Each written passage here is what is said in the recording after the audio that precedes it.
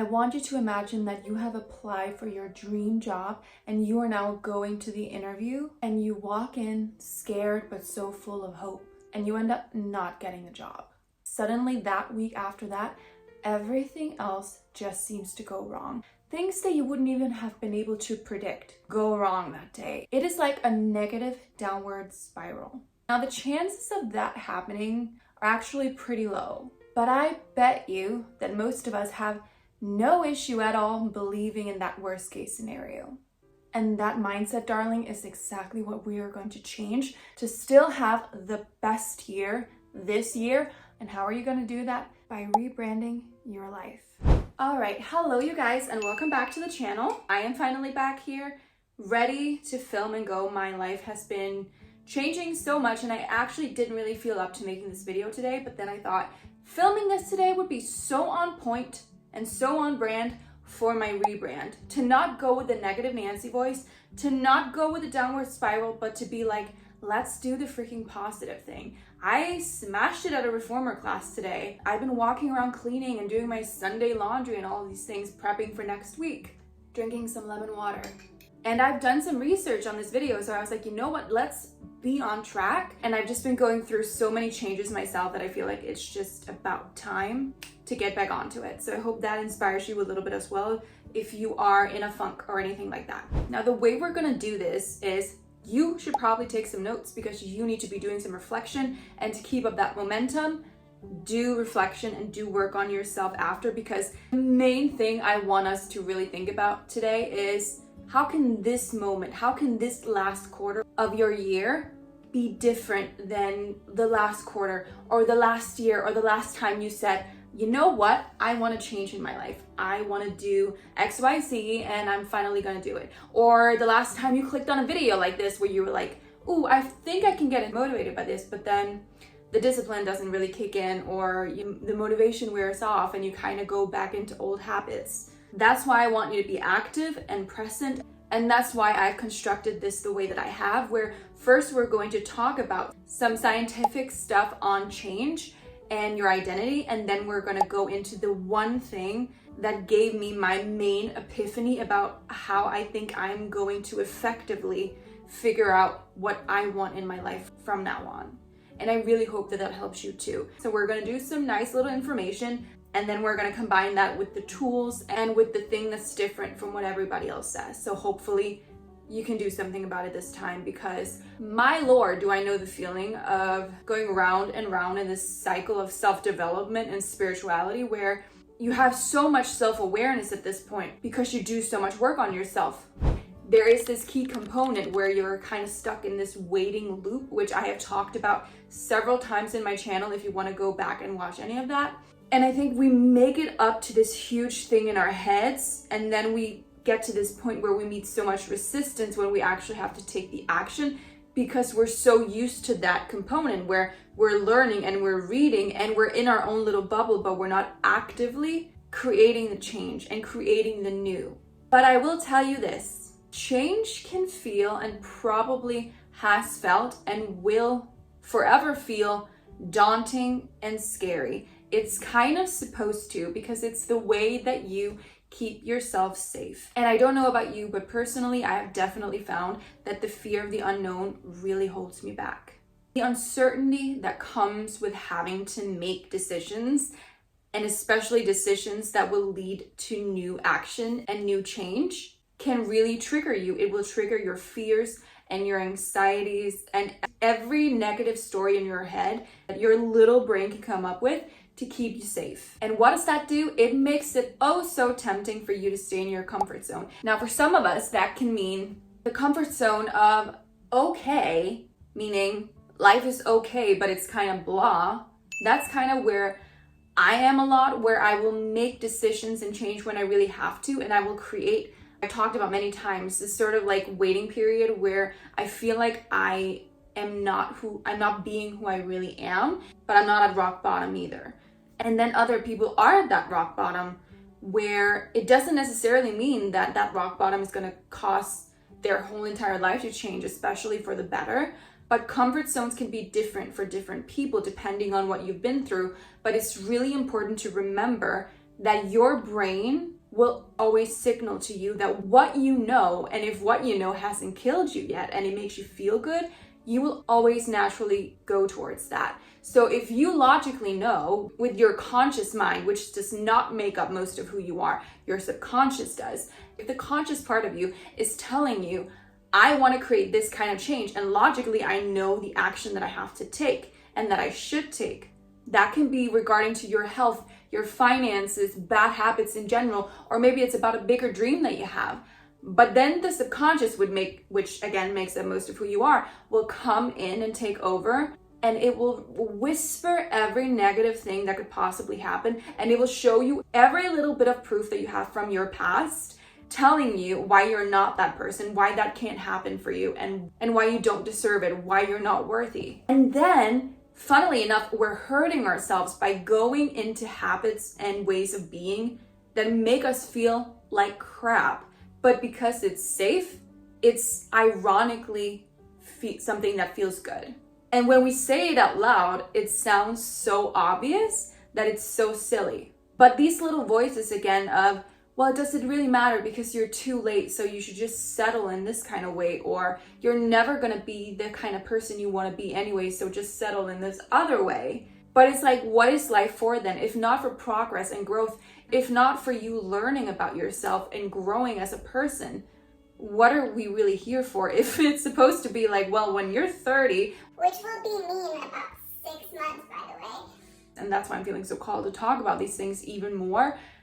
But I know I've had that voice for so long, feeling like I need to have every single thing figured out by 30, which is such a stupid number because, again, all of these things are just things that we have made up as a society, and most people are lost. Most people don't really know what they're doing yet. And again, most of us actually know this, but we're still all buying into the lies. And that's another thing. Social influences will also play a pivotal role in your life.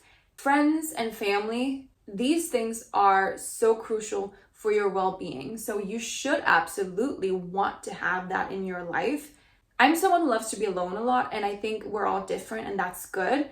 But don't think that by isolating yourself, you're going to be happy. Because I think that's another path that some of us tend to take when we awaken spiritually or when we go down this rabbit hole of self-development. And it can be so easy to just make believe that I'm just supposed to be alone, or I'm just supposed to never find my person or my kind of people, right? Now here is the flip side of that. You're going to outgrow people in your life. People are going to outgrow you, and you're going to outgrow each other. And that's what's supposed to happen. But we also have to allow that to happen. And funnily enough, what other people think of us is one of the key things that hold us back. And that's why I need you to go deep and analyze, whose opinion is it really that I'm so concerned with, that is holding me back so much from being, or at least trying to become the person that I want to authentically become. Because in a lot of ways, it's probably going to be more about taking away the things that you put on that are not you, more than it is adding on what is you. Because it's probably screaming at you, it's probably in your body, it's probably at least whispering to you at night. And that's why a lot of us distract ourselves so much, because we don't want to face it. And I think that's one of the things I really realized, despite all my self-awareness, despite all my good habits that I've taken on, I've noticed that if I have to go anywhere and I don't have my AirPods so that I can listen to something, that just drastically changes my mood. If I'm watching something at night while I'm having dinner or doing something else, I can be watching something, having dinner, and then scroll on TikTok at the same time and have my laptop open because I probably have some kind of work I need to do. And the fact that that doesn't seem mental to me is mental because you're not supposed to be so distracted all the time. And that is one thing that I think is really, really important to remember as you are analyzing yourself. What is it that I'm trying to distract myself from? Because a lot of times, even when we're alone, we're trying to not be alone. And so going back to your friends and family, have you ever noticed that when you go back home, I can't wait to go back and see my friends and family, But I also hate the version of myself that I sometimes am with them. It's almost like I'm back to being my teenage self. And it's because they're reminding you of a version that you used to be, almost like a test from the universe that is showing you this is who you used to be. And this person might be the version that your friends and family know best because that's when you spent the most time together. And that's probably why we often feel so called to just move and start over, because that gives you that sense of brand new beginning where I can finally be myself. And who is that person? I don't know, but I'm excited that I get to become that person and find out in new settings where they don't know me. But at the end of the day, because I think a lot of us have moved and we have done certain things, and it can help for sure, but if you never really get to know yourself in a world that is so distracted and you learn to get still with yourself and not run away, things are going to be able to come in and break you like this. Things are going to be able to take you down, to make your world seem like it's crumbling because of all these external factors. You're going to have to learn how to show up in a world where you're going to know people are going to know you, and you should be really proud of the fact that you are a growing and ever-changing person, and you should in fact lead and inspire through that, because I think so many people are triggered by other people's growth because they're jealous and because they want to see that in themselves. So really reflect on that and think of times where you've wanted to change but you've been afraid because you didn't want any comments from someone because you're so attached to who they think you are, and really sit and analyze why you should care about that any more than you should care about Tom, Dick, and Harry down the street, right? There's a thing called negativity bias. It's a cognitive phenomenon where negative experiences, thoughts, or emotions have a greater impact on our psychological state than positive ones. This bias can serve as a significant barrier to change in several ways. I have written down some examples of that, taken from various studies, because I think it's important sometimes to back it up with some science. According to research published in Psychological Review, people are more likely to remember negative events more than they are positive ones. And I want you to think about that in your own life, because remember what I referenced at first, talking about we are so much more likely to believe in a hypothetical negative event happening than a positive one. I used to think, and we will get into this as well in another video, but I used to think that I had very much a growth mindset just because of what I've been through in life and the things that I've overcome and I've done, and I've lost weight, I've done these things that would require a growth mindset.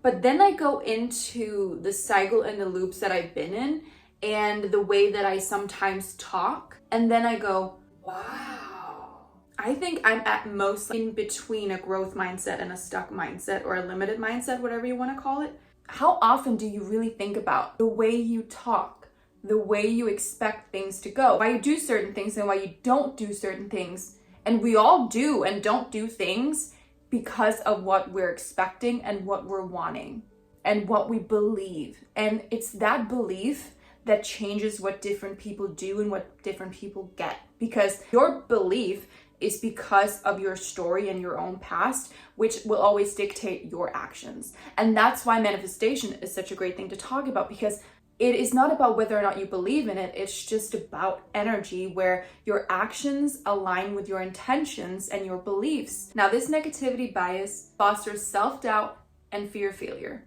obviously. What happens when you have self-doubt and you don't believe? You don't take action. And a study in cognitive therapy and research found that individuals who dwell on negative thoughts tend to have a pessimistic view of their future possibilities, further entrenching them in their current state.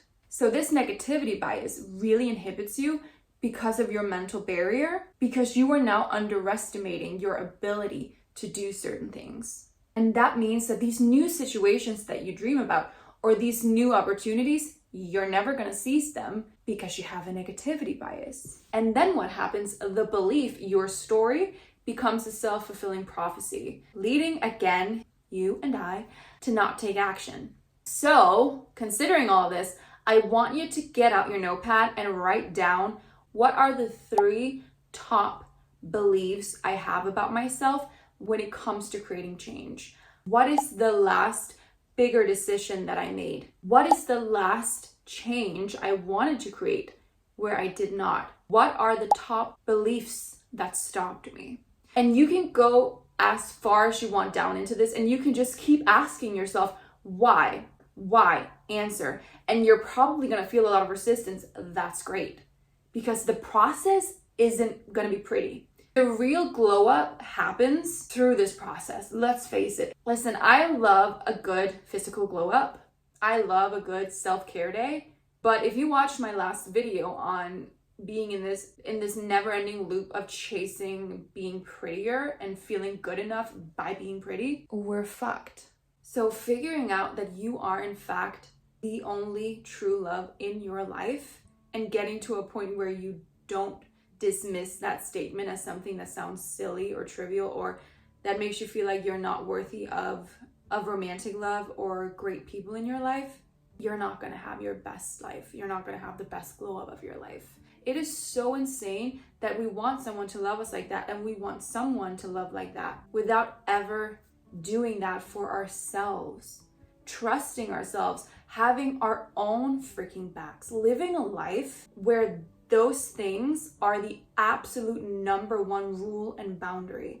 But we've gotten so used to everything being external. And when it comes to self-love, it's again this external physical thing, or it's simply just doing these one or two things instead of it being about the deeper work that you have to do that doesn't feel so pretty.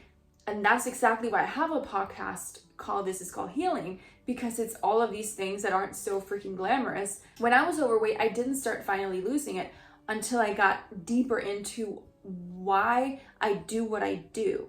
And when I finally woke up one day and I said, this is not the person I see in my head that I want to be, I didn't change. No matter what I did, I didn't change because I wasn't going deep enough.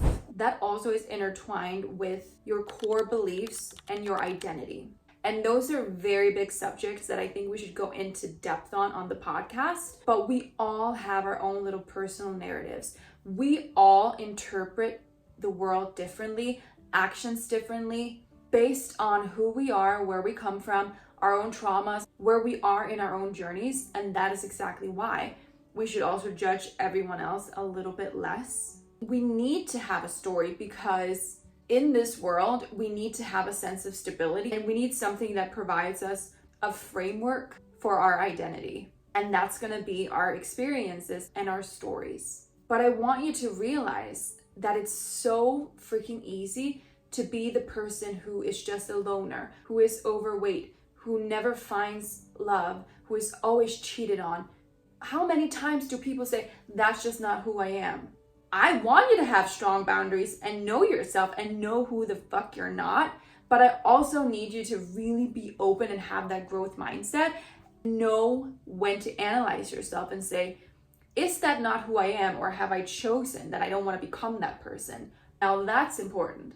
Is this truly not who I am? Or is it just that I'm choosing that I don't want to become this person? Because if you have certain jealousies, certain desires, certain thoughts and dreams that keep coming to you, but you have so much resistance and so much proof from the past and so many people around you or whatever telling you the opposite, then maybe there's this great link and this great potential for a new story of how you are so resilient and how it was always meant to be you that was supposed to go through the story of being overweight your entire life to then become really, really fit and inspire other people. Or the person who keeps dating these shitty guys is the one who finally finds the person that they fall in love with so deeply and so authentically that they stay together for the rest of their lives. And most other people get divorced 2 or 3 times because they don't do that work, because they don't believe. So we need to be able to create a new identity. So I just want you to think about everything in life has to do with these things, and you have these different influences, but at the end of the day, it comes back to you. And you can choose that you want to create empowering storytelling now, instead of it being the stagnant same old story that keeps you stuck in life as the same person that you're not supposed to be anymore. Because it can be real easy to move to another freaking country, start over. I mean, I'm not saying it's that easy, but it kind of is. You can move to a different country and be the exact same person and recreate the exact same story once more. Is that really what you want to do? I don't. Now, this one thing was such a huge epiphany for me. So I really, really hope that this helps you so much. And it's going to sound simple, and no, it's not just meditation. It's not just breath work and stuff like that. These are tools that are great, and I really implore you to do. First, I will tell you what we need to do, and then I will tell you the way I will do it and the inspiration that created this epiphany. So the one thing, ironically, the one thing that I need you to do is find your one word for the rest of this year. Now, what do I mean by that? I want you to really sit with this for however long you need to. Intuitively, you can kind of see if any word comes to you, but I need you to pick a word. What word encapsulates, if that's a real word, what I want to work on, what I want to experience, what I want to be my vibe or my identity or my story for the rest of the year. I would probably tell you to not choose a total negative word. I don't think it should be trauma, because then we're focusing on the negativity, the trauma. I would then choose healing. And you might say, well, that's silly or that's simple, but it really took me out of a slump where I was feeling like too much was happening this year, too much external change, but it wasn't necessarily going in the way that I wanted. And it started to feel really overwhelming to the point where I was doing really well in like April and May, and I felt like I was really empowering myself. And then all of these things happened. And again, I want to create a sense of stability and identity within myself where I can handle all of this change, because it wasn't necessarily negative. It was just overwhelming. And I think I self-sabotaged because I was so overwhelmed. And that is not what I want to do for the rest of the year. So I'm going to tell you my word. My word is clarity. And that's a pretty big word. I kept going between feminine or feminine energy or resilient or like femme fatale, like all of these different little elements where I'm like, ooh, I want to lean into this or lean into that, but I couldn't pick. And I was also like, I don't feel like I want to just focus on one, but I need that one word that I can always go back to, and then to make it click and to say, what is it that I'm looking for? Because that will help inspire my choices. So why did I choose clarity? I am going to show you a clip from David Goggins when he was on the Chris Williamson Modern Wisdom podcast, because that is where it clicked for me. And I was like, and I started just writing down in my notes. And you know that feeling you get when you're really inspired?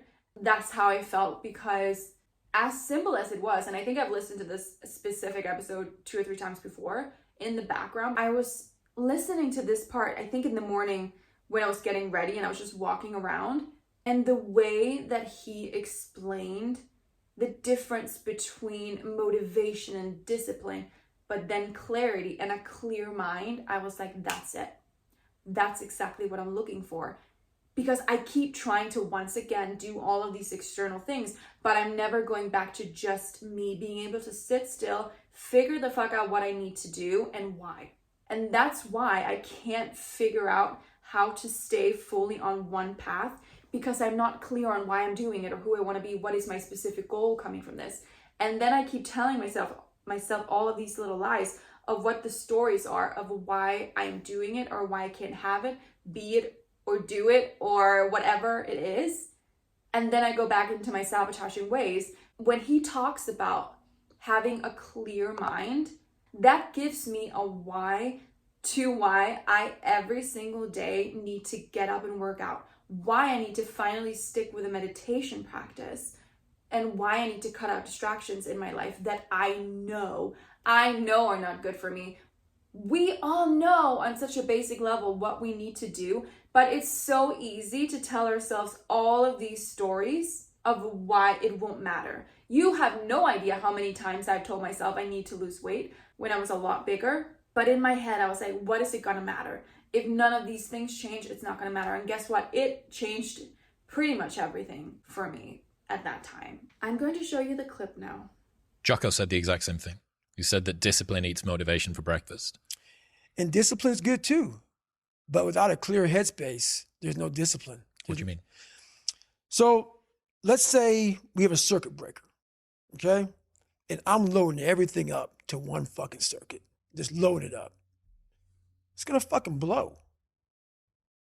And once that thing blows, man, the circuit's all fucked up.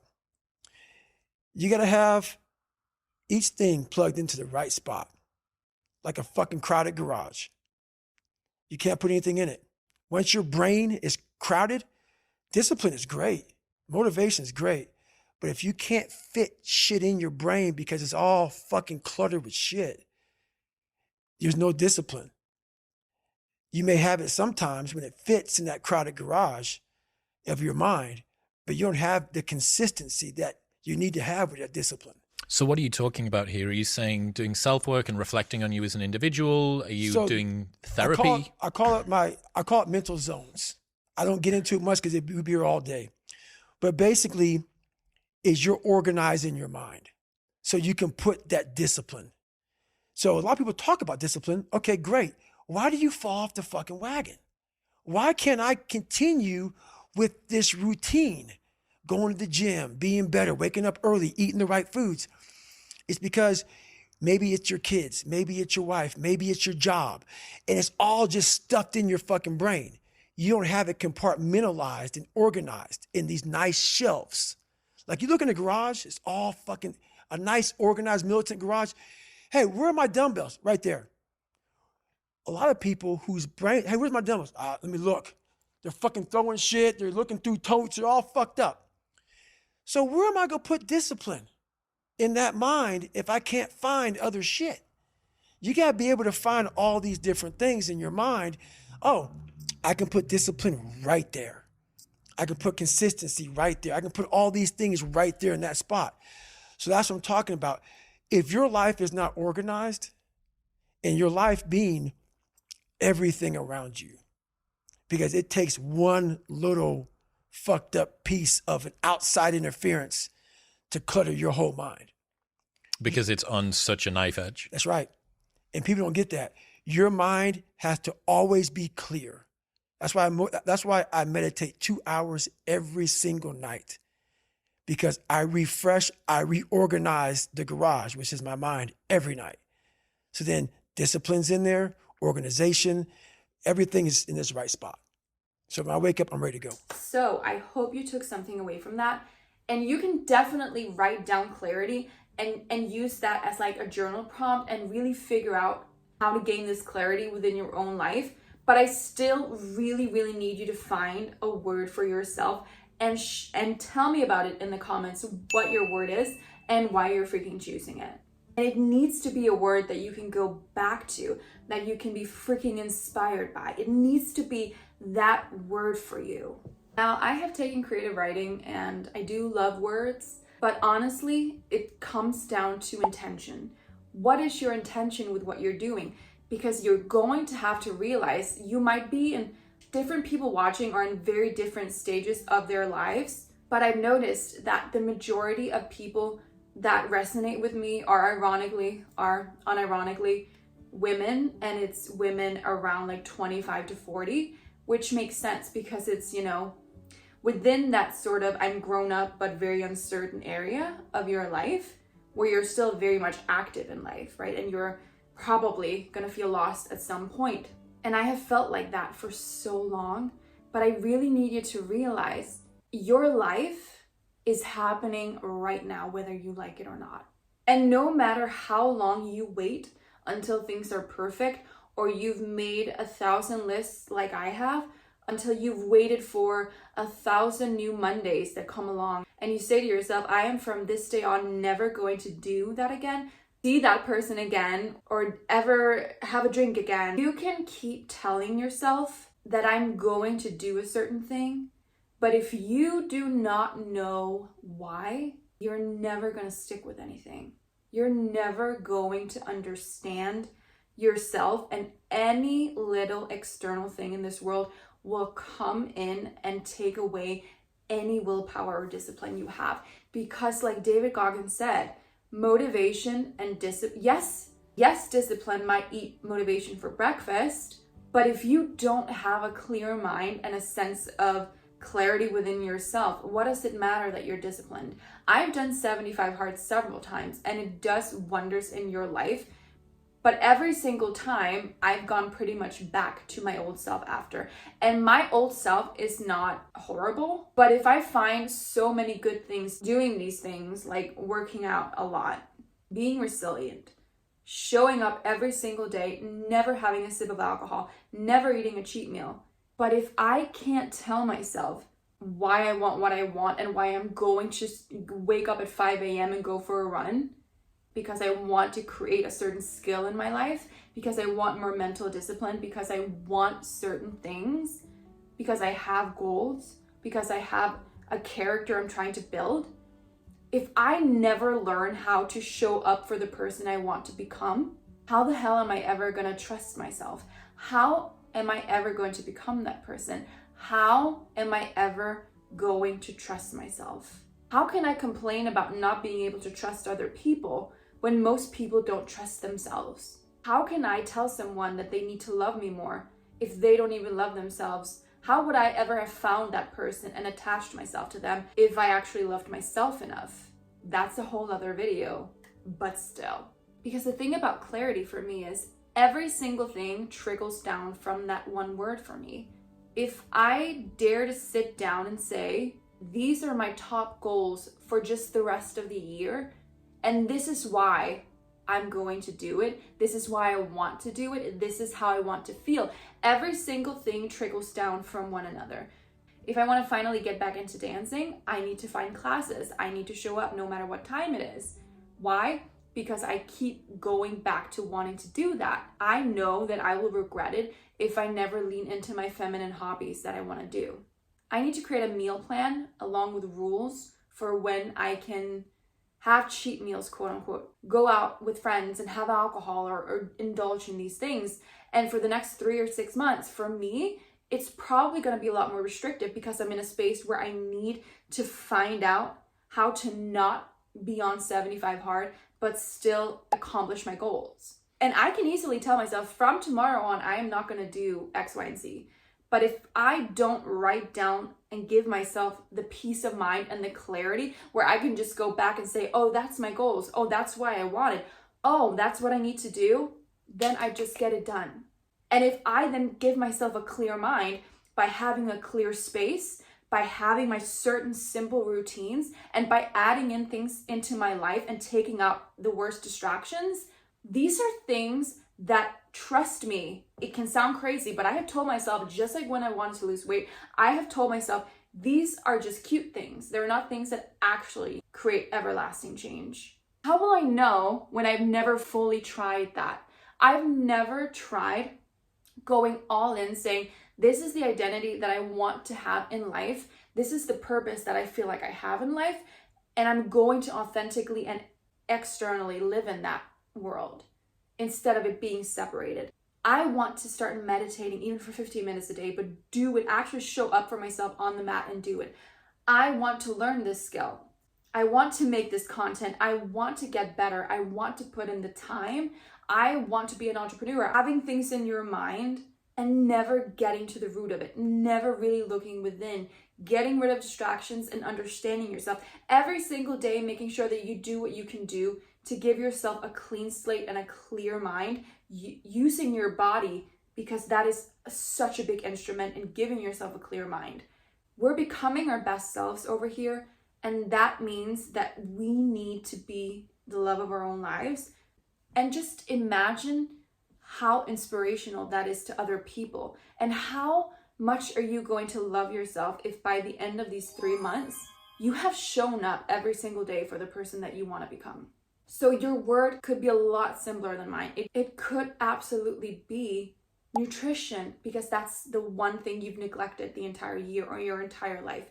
It could be yoga. It could be fashionista, because you've neglected yourself and the way you want to dress your entire life. Whatever it is, silly, quirky, I don't care, but it must resonate with you. And it has to be something that you can go back to and say, this is the most important thing for me for the rest of 24. Because your energy matters. Maybe you've seen people talk about how your vibration and your energy matters more than your action. And that is the truth, because at the end of the day, if your energy and your vibration is correct, your action will prove that as well. You're not having all these great intentions along with the great energy and the clear mind, and then self-sabotaging and not taking the action. Then you don't actually have the great energy. So it's a little bit of a misleading statement, because I think law of attraction and manifestation can be this thing where people think, I can just sit back and wait for things to come into my life. But that's just an excuse, right? But lastly, as I've talked about on this channel several times, is your intentions and your beliefs and your actions must align. And you have to show up every single day and prove to yourself that you can trust yourself. Because when you can trust yourself, you have no idea how much power you discover within yourself. When you see how resilient you are, when you learn that you showing up in this very non-glamorous process, and you stick to your boundaries and you stick to your own rules and goals, you start to notice that's actually where the freedom is in life, because you can trust yourself and because you realize that the rules and the goals that you put on yourself and not someone external that is put onto you, you finally have a sense of freedom that you didn't realize before. Because before, your story was probably, this is a negative thing. So just think about this. What happens next? What is your one word? Are you getting clear? Are you going within? Think about Christmas, New Year's. And you know what? Scratch that. Think about January 1st. Wouldn't it be so amazing to, instead of saying, wow, new year, oh my god, another year went by, I really have to make changes. Wouldn't it be great to say, for the past 3 months, for a freaking entire quarter of this last year, I have shown up for myself every single day. I have stuck to my goals. I have stuck with who I say I am and who I want to become. And I've learned to love the process. Why? Because I was all in. Because I wasn't in this weird waiting era. I wasn't dreaming of it. I wasn't pretending that it needed to look a certain way. I set goals, I wrote down actions, and I showed up for myself every single day. So remember, clarity gives you direction. And your commitment to this journey can really seriously lead to transformation. So let's make this last quarter count. And I want you to start today. I don't even care when you see this video. I want you to start today and watch how it absolutely can change everything. Because at the end of the day, how you show up in the world, how you show up for yourself, the actions that you take really freaking matters. If you don't believe me, just think about how many times you wanted to change, how many things you wanted to change. Think about the actions you consistently take. Think about the thoughts you have. And then think about if you deliberately went in the other direction and you said, no, I'm going to show up for these things, even if they sound silly, even if I don't believe that it's going to create long-lasting change, even if I don't believe I'm that kind of person, I'm choosing to do it anyways because I'm proving the old version of me wrong. I need you to think about that. And so, once again, much longer video than I intended to because I ramble, but I'm so glad that you're still here, and I want you to really, really make change for this last quarter or whenever you're seeing this. I want to hear all about your word and what you're feeling and thinking and what you want to create in your life in the comments or however you want to share. And my TikTok, I promise, will be more active from now on as well because I want it to, right? So I'm clear. That's all for now, and I will see you guys in the next video, which will be a podcast episode of This Is Called Healing. So stay tuned for that, and I hope you have an amazing start of your week, or whenever you're watching this, great afternoon, night, weekend, whatever. Just stay true to yourself and the person that you want to become, and I love you guys. See ya. Bye.